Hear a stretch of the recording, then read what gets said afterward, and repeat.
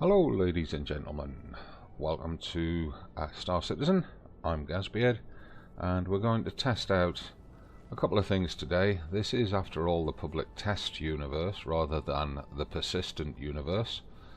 So the very first thing I'm going to do is I'm going to go into settings or options and graphics, and I'm going to change the Vsync setting. No, I'm not, it's already set at no. Reason for that is you get a massive frame per second boost if you do that. So we're currently sitting at 59.5-ish, sometimes jumping to 60 and sometimes dropping to 57 frames per second, which is great. Yay, smooth gameplay. Right. What we're going to do today is we're going to take... slow it down. What we're going to do today is we're going to take a run out to Daynar and Levski, and we're going to go and visit Teacher's ship shop and see if I can finally get there and them have some ships in stock. I'm playing at a time of day when hopefully there are not too many people on the servers, and what I'm going to do is I'm going to go out in the Aurora MR. Come on, give it to me. Oh, it's unknown. I'm going to have to claim it. Oh dear, that means it's still at Levski. Okay. Right. Let's, in that case, let's take out the Aurora LN. I've not taken that out in almost a year. Your ship has been delivered to the following landing pad. Pad 1. Okay. Yeah, I've not had my LN out for almost a year. It's going to be interesting to see if it's still got its rattlers on board or if it's gone back to the default missiles.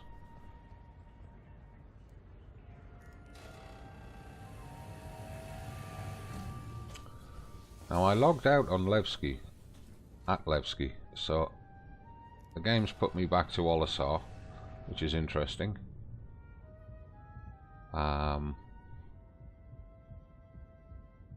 This is something that regularly gets raised in the PTU feedback thread, as well as on the issue council. Right, here she is, Aurora LN, and she's finally got her cargo box rails. No cargo box though. Yeah, she has gone back to the default missiles. Those are not rattlers, which is a shame. Right.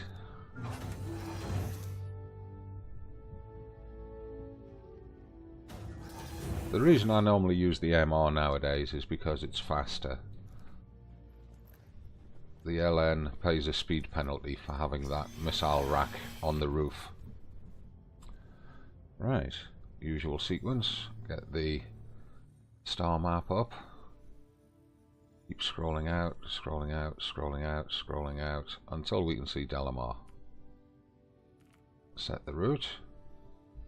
Close the Moby glass. And let's have the ship operational. There she is, flight ready. Welcome to Robert Space Industries. Enjoy the ride. System check. Just wait for the shields to generate in the top left HUD display. There we are.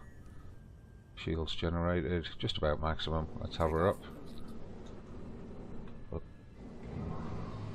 Landing gear raised. Landing gear raised. And there's Daynar.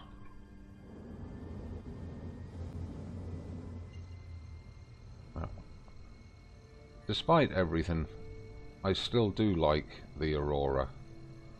She's a joy to fly.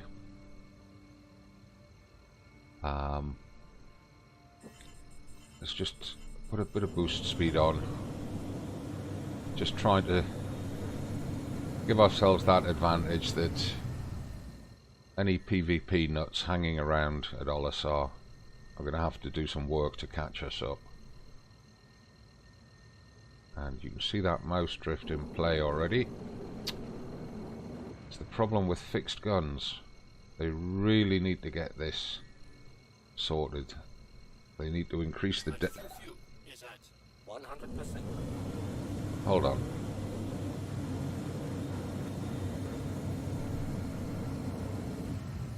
There we are. They'd really need to get the dead zone for mouse drift sorted out and standardized. Look, it's drifting already. Okay, let's just take over with the joystick. The joystick will keep us locked on a course. Alright, a lot going on there that maybe I wasn't explaining very well. I was trying to use boost or afterburner to get to a speed that meant any, I'm going to call them griefing players, but any PvP players who decided to come and shoot me up would have to do some work to catch me up, instead of me just drifting along at my standard 200 or whatever it is, which is easily within the catch-up speed of any fighter. Right, awaiting spool, tap B to spool. Oh, strange graphic glitch going on there. Hope that's not going to persist throughout Quantum. Quantum drive is now on. Press and hold B to spool the Quantum drive.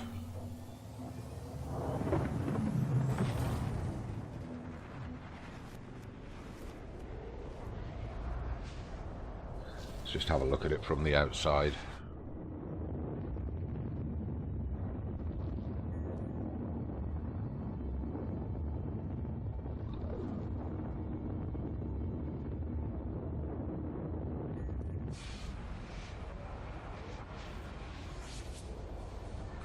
Right,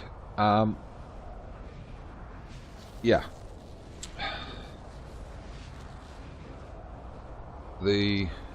I do like the Auroras. I like the way they fly.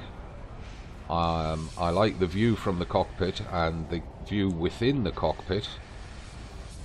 The big problem with the Auroras, of course, though, is their starter ships, and all their weapons are fixed weapons. So they're very twitchy and responsive to the mouse. Ships that are all gimbaled or all turreted weapons are much more stable in flight, because you've got a few degrees of automatic dead zone. Wish the computer voice would give it up sometimes. Right, I'm looking. There we are. Now finally we can get the nav points up. Looking for Levski, is that it? No, that's OM1. That's a CRU. That's an orbital marker. So where is Levski? Where's it gone? That might be it. Yes, it is. Right, so we'll do a spline jump. Right, spooling and calibration are complete there, so we just need to press and hold B.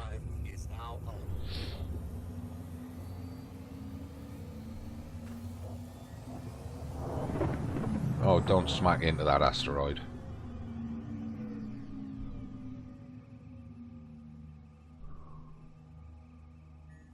Quantum drive is now off. Right, so we'll put B up again just so that we know where we're aiming at. Rotate. Point just above the horizon for now. Yeah, we know. And just do a quick jiggle with the joystick to get it to lock the joystick. That holds the course. And get some SCM boost on.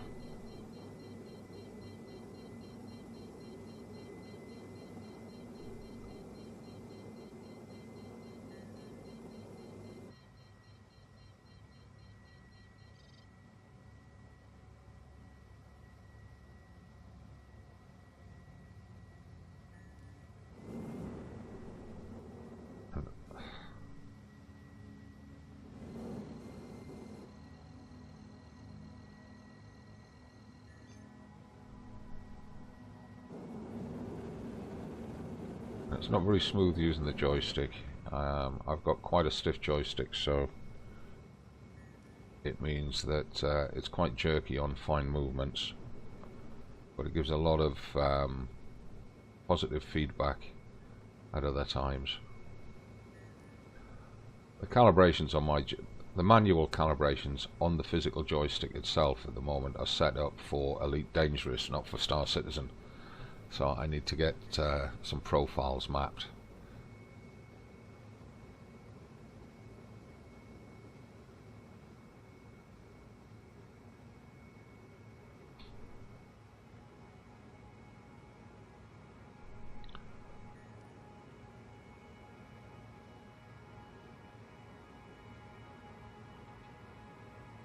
Now we've got two, according to the leftmost HUD, we've got two ships within 4 kilometers of us, but we're still 11 kilometers out from Levski, so I'm going to put some boost on, try and outrun these ships that are in close proximity to us, get within Levski's armistice zone.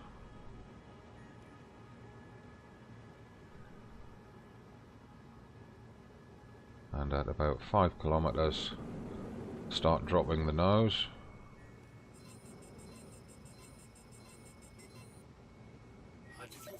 Is at 100%. Start dropping the thrust a bit.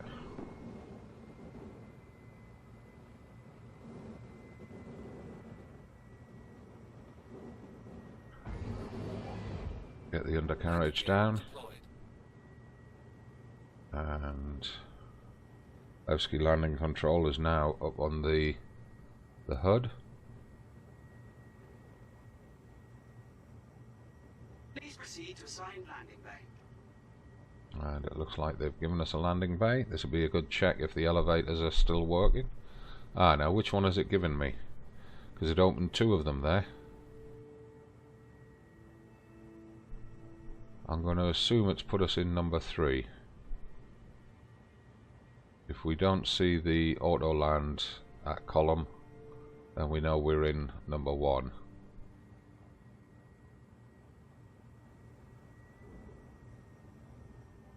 And I'm not seeing the auto land column.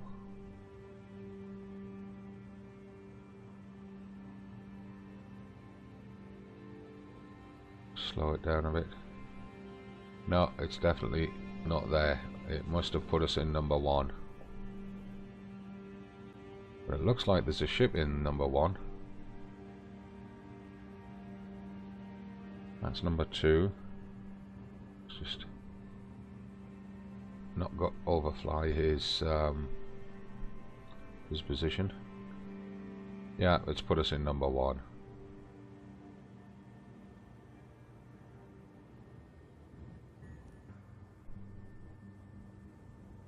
Come on, auto land.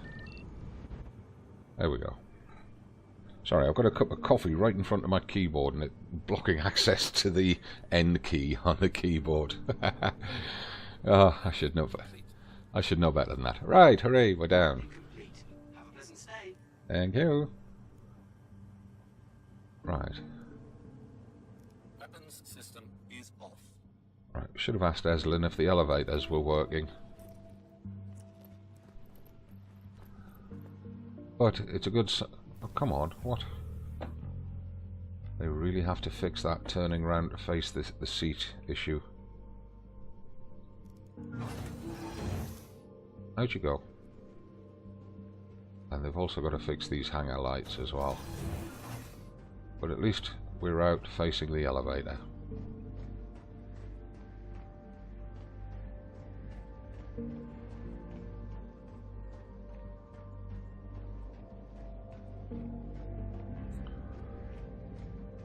Hold on, guys. Get a haircut. Right, so call the elevator.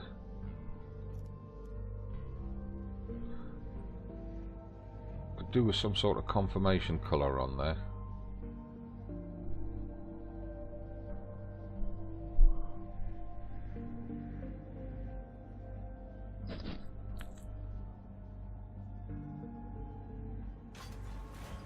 Here we go. Right. So we're going to go up to the customs level.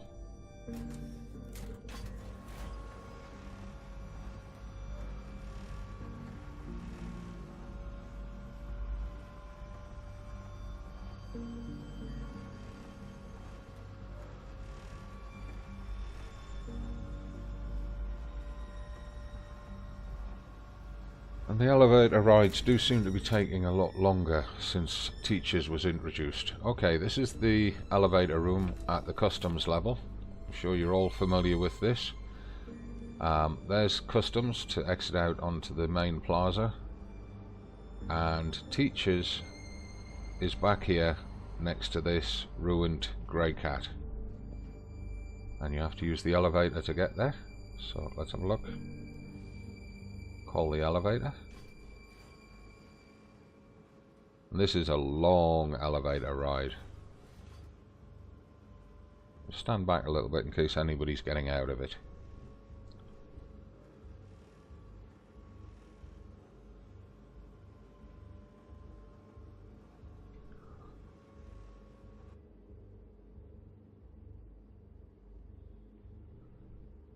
Come on. Thank you.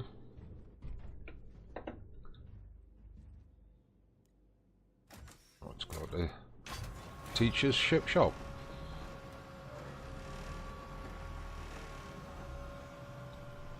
Again, we'll stand back from the doors in case somebody decides to burst in the moment the elevator arrives.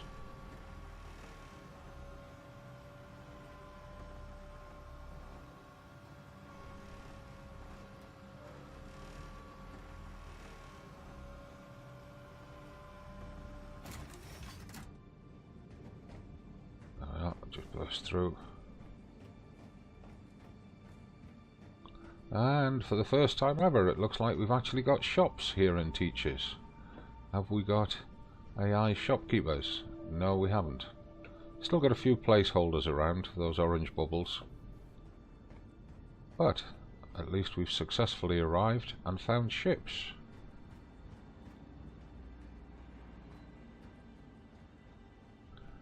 And there's even a cyclone there. Black and yellow dragonflies, look. Let's just have a look at everything and see what sort of prices they're at. Right, so 74,800 for a black dragonfly. Is the yellow one a different price? No, same price for the yellow one. They're both a bit skittery there. I wonder if it's proximity to me. Do they settle down if I move away? No. Is this the standard cyclone? Yeah. Takes an SCU of cargo. Oops. Come on, highlight. Give me the price. It's not giving me the price. There we are. 1.496 million. For the cyclone. Wow. That's expensive. And what about the Buccaneer? The Buccaneer is actually cheaper than the cyclone. 1.1287 million. Seems kind of strange, that. Alright. We've got a Hornet here. F7C. 1.496, so this is the same price as the cyclone. Wow. Choice of an F7C Hornet or a cyclone for the same money.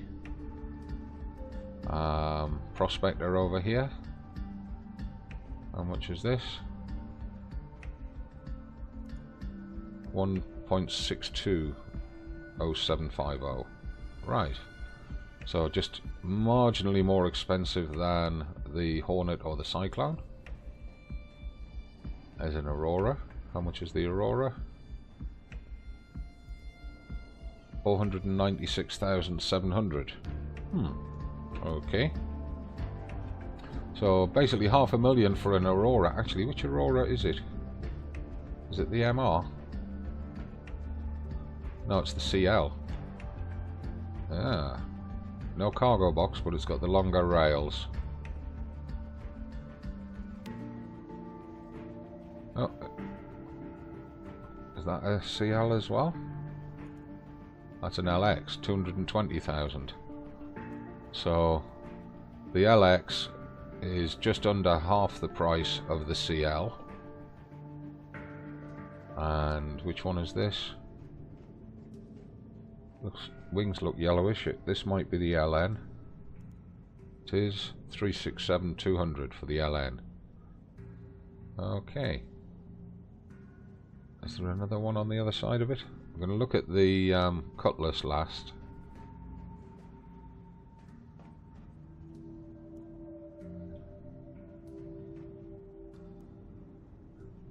There we are. 1.552 million for the Cutlass Black. So the Cyclone and the Cutlass Black are almost exactly the same price. So it shows that these prices are just placeholders, that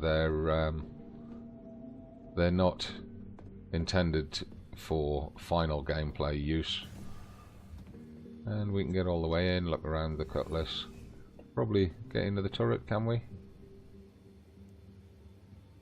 Yeah, we can enter the turret if we want to. So, which ship am I going to buy? Well, I'm actually going to go and get that Buccaneer, because I've never flown a Buccaneer. I'd like to know what it's like. And buying a ship was one of the reasons that I brought just one of the Auroras to get here.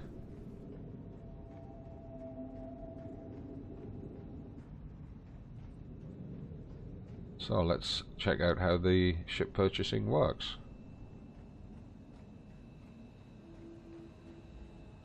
So, inner thought prompt and click on buy.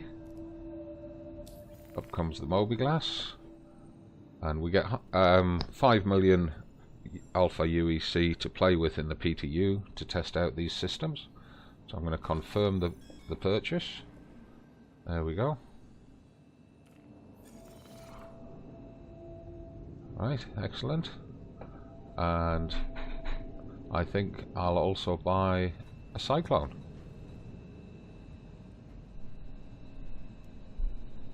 We might have to go to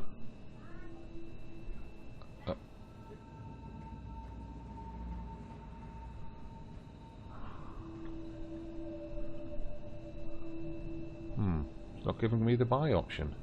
Oh, there we go. Well, it's giving me the price. Ah, there we are. That's what we wanted. That's a Hornet. Cancel.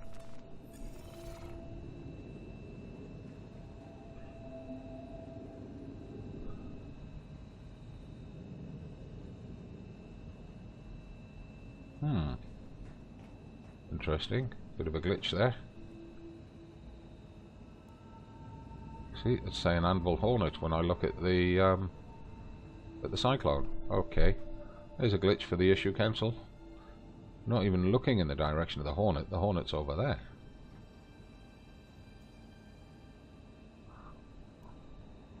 Now it's saying the Dragonfly.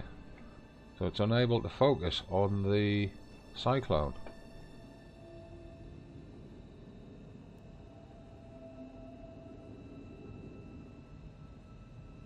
It's going to let us open the back of it though. Yeah. Oh, and there's Aslan telling me he's going to dock my Aurora, which is fine, because I'm going to call the Buccaneer, and we're going to go and have a fly of that. So let's head back up to the elevator room, and we'll see what happens there. No voice on Aslan though.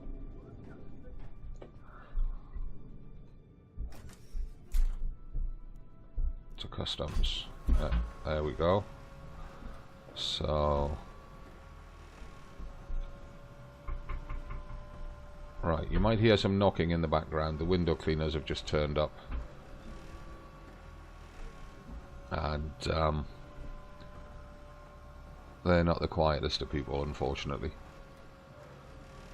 So let's find out how this Drake Buccaneer flies.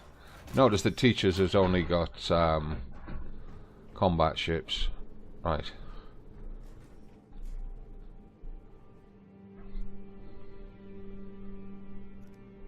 There we go. So, there's the Drake Buccaneer. Let's retrieve that.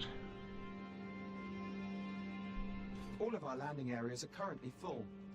Please. Oh, so typical. Our automated system is unable to access that ship at this time. We apologize for any inconvenience. Please try again later, or select a Your different ship has been delivered to the following landing pad. Hangar 3. Alright, so has it given us the Aurora, or has it... Oh. Alright, which elevator is which? Oh, over there. Hangar 3 we want. Going to be on this side. There it is. Has it given us the Buccaneer, or has it given us the Aurora? It seems to be saying it's given us a Cutlass Black.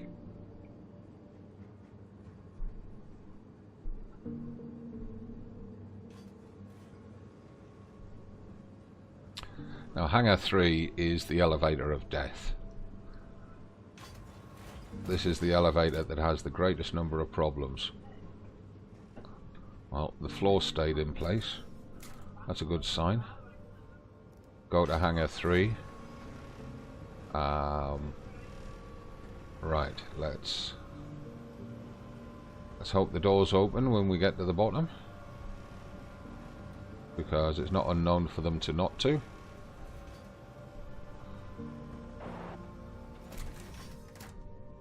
Right. Hold on. What's going on?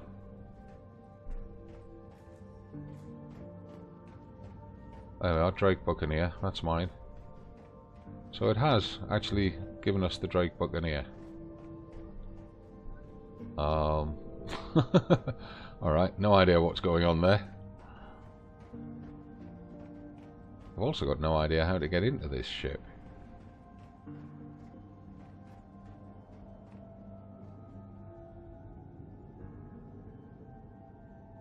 It's not giving me the prompts. There we are, finally.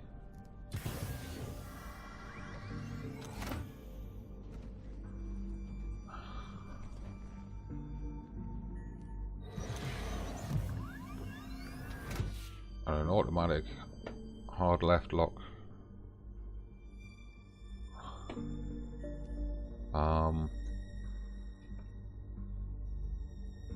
We're in free view. I don't want to be in free view. There we are. F. Engines on. Where's flight ready? There it is.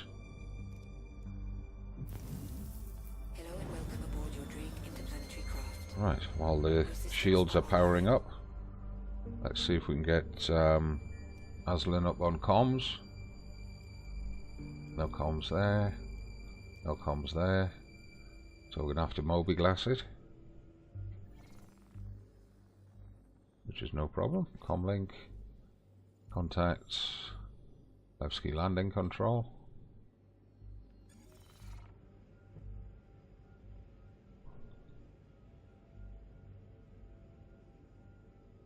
He's opened it, good.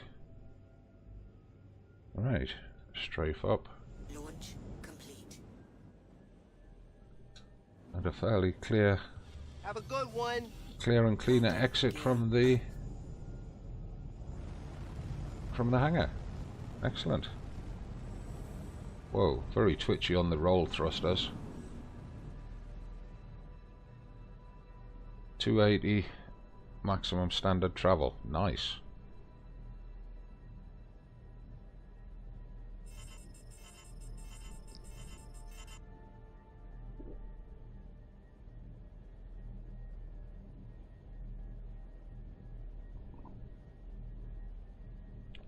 Excuse me while I slurp some coffee. Right, let's take it to Daynar and let's have a fly around in the canyons. So star map. Zoom in on Crusader until we can see Daynar. Set the route. Oh, we've got to go via Crusader to get to Daynar. I would have thought it would let us go straight to a moon, but oh well. Right, find the waypoint on the HUD. It's at top left, just above the ship's avatar, the little triangle. Or is it?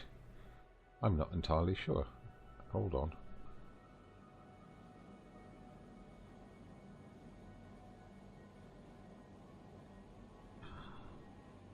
We've got one at 12 o'clock, one at 9 o'clock. Which one's which?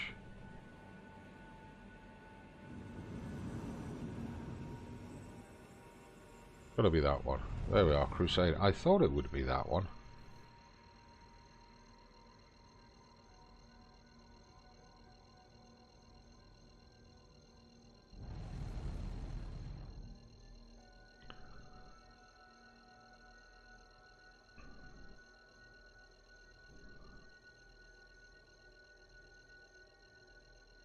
So we're going to wait for the quantum drive to calibrate, and then we'll have to spool it afterwards. It's going to be hard to read the spooling percentage because it's right on top of where the star Stanton is, which is that big white glow looking straight at us.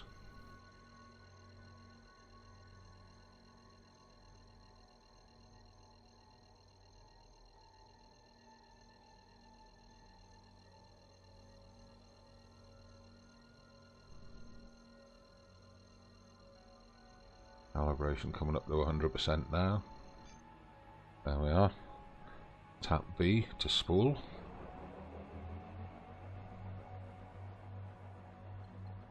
Spool complete. Press and hold B. Quantum drive is now on.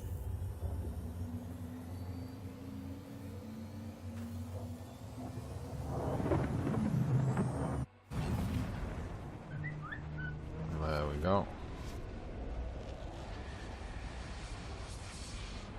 Now the next stage, where we change the quantum route leg to go across to Daynar, I've had no end of problems with, so I'm just going to warn you about that in advance. I expected it to be that you drop out of quantum and the ship will auto-orientate towards the next quantum leg, and once the quantum drive has cooled down, then it will begin calibration and spooling. It does not seem to do it automatically. It drops out of quantum and then it just refuses to do anything with the next leg of the route.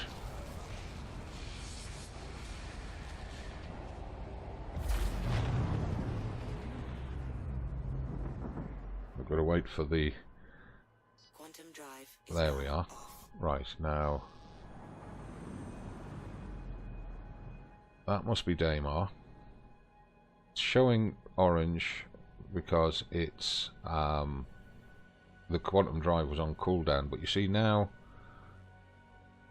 it's showing the waypoint, but nothing is happening automatically. It's not automatically jumping to the next leg, so I'm going to press B. See what happens. Well, quantum has spooled. Try holding B. No, nothing. Tap it again. You can hear the quantum spooling, but it's not calibrating, and it's not jumping across to the quantum HUD. So there's a glitch or a bug there. So I'm going to go back to the Mobiglass. We need to zoom out again because issues. Now the route is selected to Daynar, look. Yeah. So what I'm going to do is I'm going to clear the route. I'm going to pick it again and close the Mobiglass, and now it's gone to quantum without changing the ship's heading. You can see we were on the right heading, pointing at the right marker, and it's now calibrated and spooled. Quantum drive is now on. Press and hold the B to activate the quantum drive. So that bit of the transition on a multi-hop Quantum needs to be smoothed out by the devs. It needs to be automated.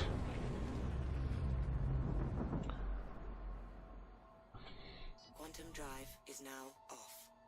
Right, now I want to get onto the sunny side of the planet. Bring up the various markers. Schuben, Eager Flats. Yeah, we'll spline curve round to Schuben. Quantum drive is now on.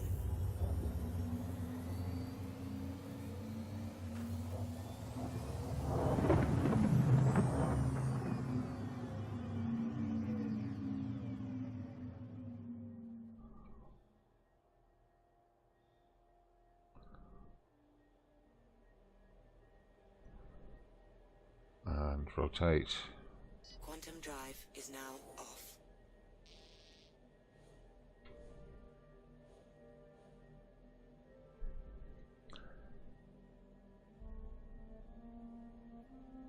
Now what I'm actually going to do is, instead of going direct to Schuben, I'm going to head down to that canyon and do a bit of canyon flying. Those ones will do.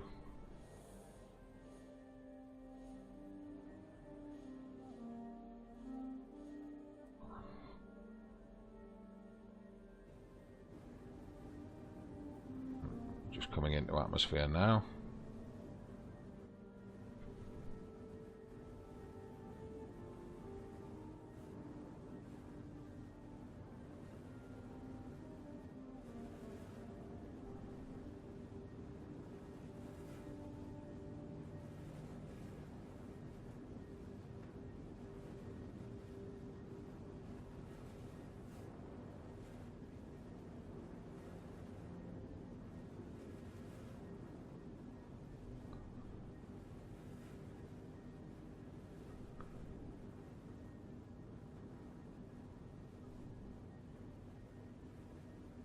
Now we've got some sort of alarm going in the background,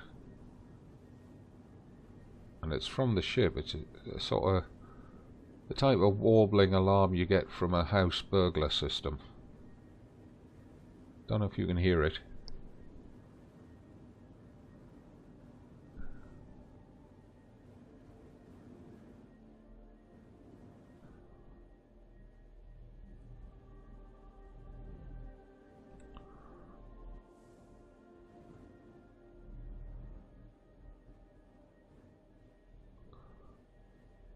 And as I said, I'm flying mouse and keyboard because my HOTAS is not set up for Star Citizen.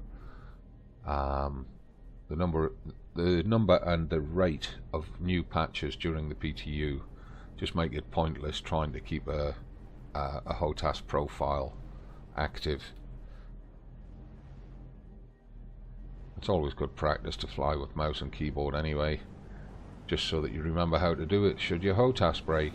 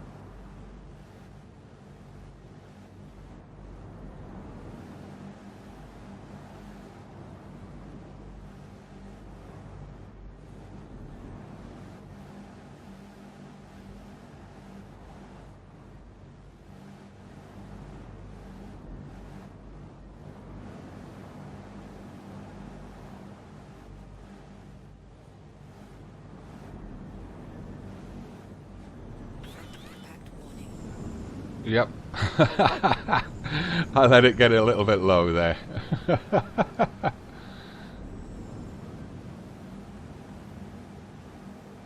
Get your nose up a bit. It's a little bit drifty with mouse. Not quite as precise as it would be with HOTAS.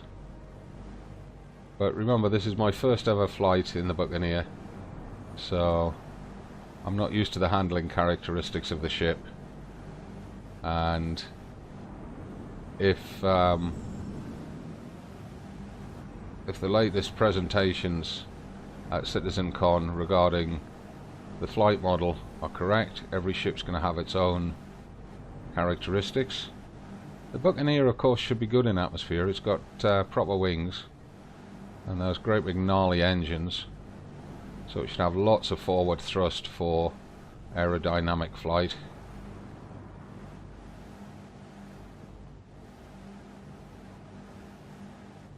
Right, let's go find Shubin, try a landing. And I'm guessing that might be Shubin over there. No, that's Eager Flats. OM1. Shubin, there we go. 15 kilometers. Let's just see if she can hold a stable flight.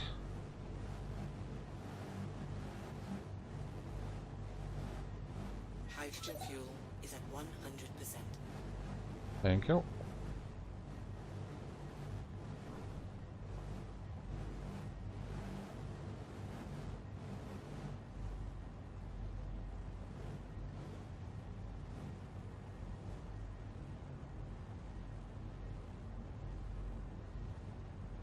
I want to go through that gap in the hills there.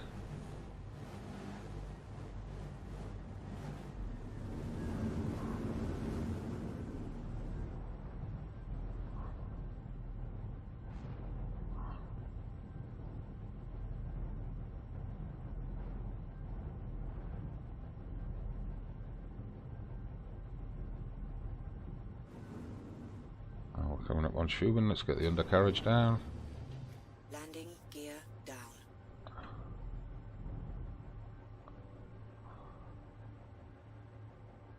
Drop the undercarriage a little bit early there.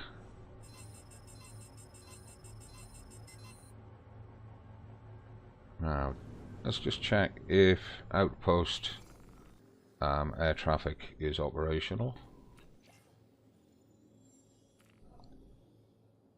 No, doesn't look as if it is.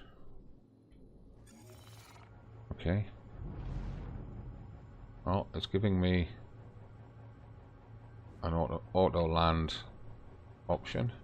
Let's just take it.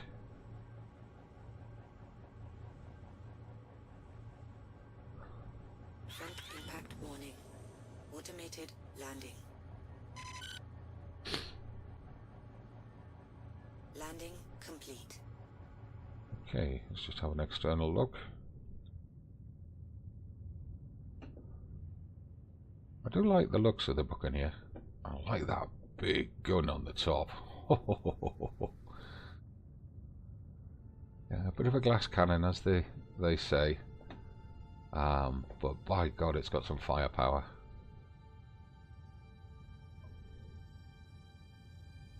It's a shame that we can't get some sort of cargo in there.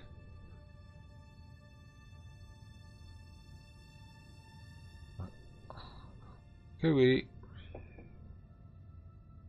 I do like the look of her. She is nice. Right, go back to fixed camera. Let's go back in the cockpit. Let's take off again. Let's Launch complete. head for Olisar. We'll just get some altitude first.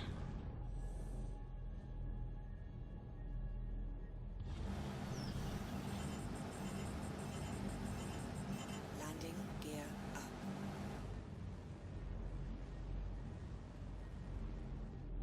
So have the star map up. Set the course for Olisar. Of course, we've got to zoom in again. Zoom out, zoom in. There's Olisar. Set the route.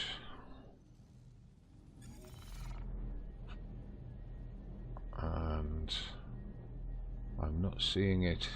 Oh, there it is. Top right.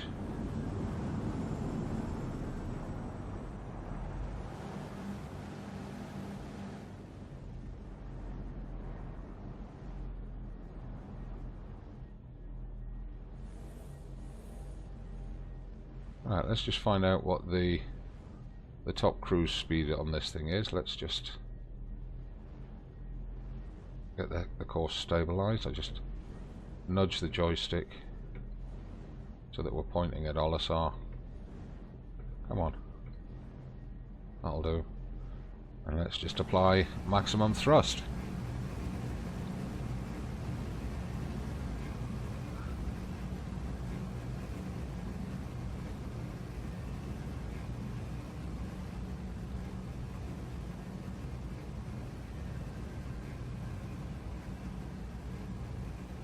Quite slow to push up through afterburner speed using just the shift key. My Avenger accelerates up to 1000 a lot faster than that, and then goes on to about 1210 or 1220. Let's just see what the top end on this one is.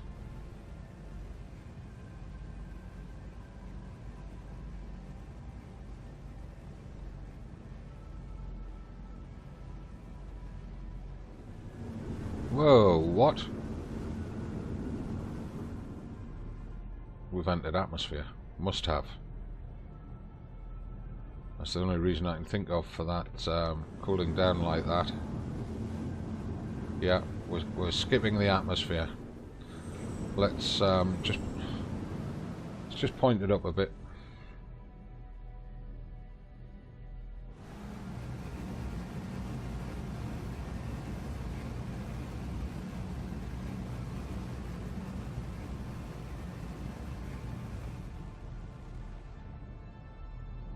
Let's take it up to the top end of afterburner speed once we're sure we're clear of the atmosphere.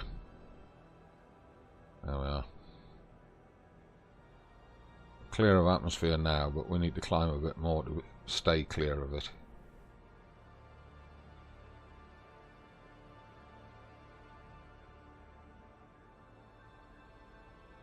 Olisar's turned green on the HUD for quantum jumping. Now, just apply afterburner, bring the nose down,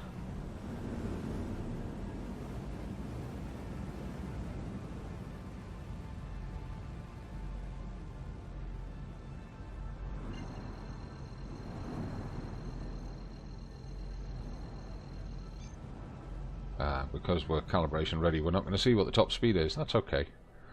Just want to check the guns.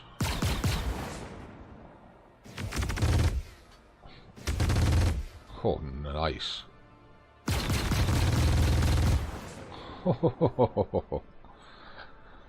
Yes, I would certainly like to have one of these in games. Right, let's head over to Olisar.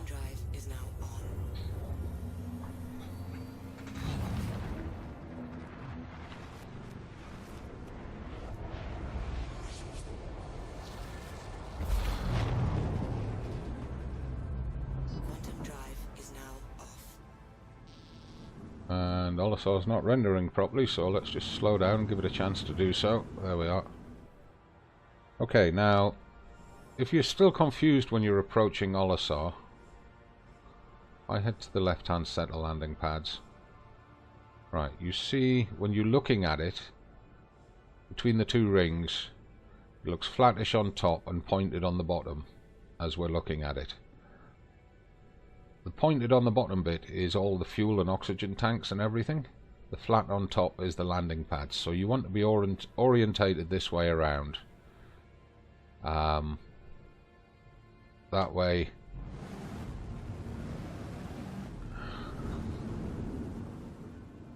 when you approach, you're on the right angle. I'm just going to, for the purpose of this flight, I'm just going to put the undercarriage down early.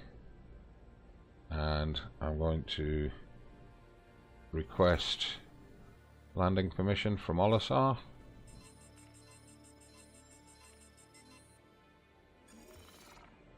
Please proceed to assigned landing bay. Oh, it's put us on the right hand pair.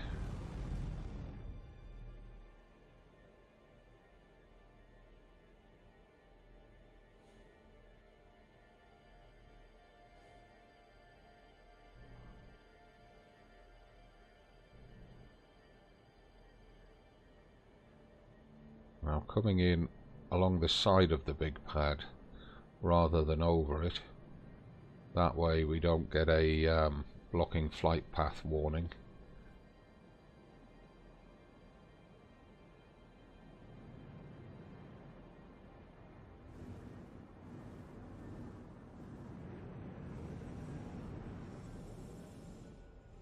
Whoops. Why did we come to 0? I didn't tell it to come to 0. Automated landing. Now I know the purists in Star Citizen are going to say, ah, wimp, you're using automated landing all the time. Fly it in manually and land it. Complete. Well, I do that when there is no automated landing. Doesn't stay. Oh, shut up, guys. I do that when there is no automated landing available.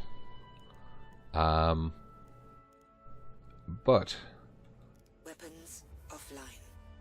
as with Elite Dangerous, you end up doing so many landings that you just get bored of bringing it in manually, and you let the machine do the work. At the end of the day, that's what it's there for. Why have an automated landing system if you're not going to use it? And it makes things so much more relaxed and so much quicker. I'm sure health and safety at work would have something to say about that pit being there. It's an ankle trap, accident waiting to happen type thing. Right, so that's us back into Olisar. Nice, uneventful